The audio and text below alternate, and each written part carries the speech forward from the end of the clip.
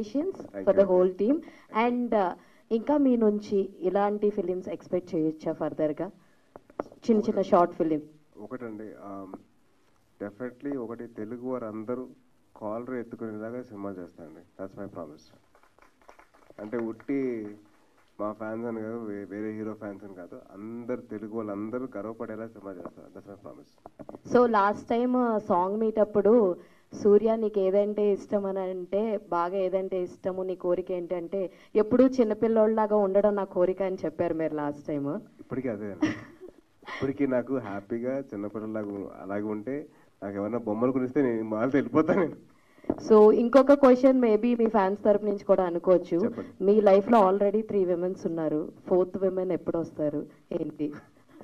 దానికి ఇంకా టైం ఉందని నేను definitely answer your question soon.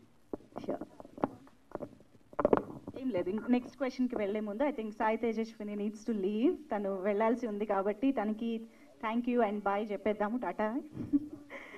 And మనం కంటిన్యూ చేద్దాం. Thank you so much Sai Tejaswini. ఇవాళ ఇక్కడికి రావడం చాలా హ్యాపీగా అనిపించింది, నేను ఫస్ట్ టైం చూడడం.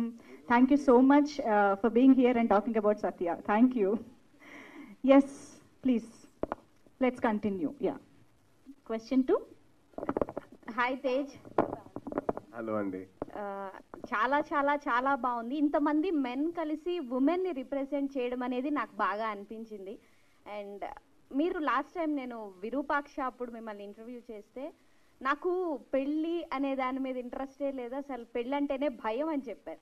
ఇందులో మీ క్యారెక్టరైజేషన్, ఆ బాండింగ్ చూసిన తర్వాత ఏమైనా పెళ్లి మీద ఎక్కడన్నా ఒపీనియన్ మారిందా? నా పెళ్లి మీద కాకుండా ఇంకా వేరే క్వశ్చన్స్ అడుగుతారా ప్లీజ్? నాకు అమ్మాయి నా జీవితంలో వచ్చే భయం కంటే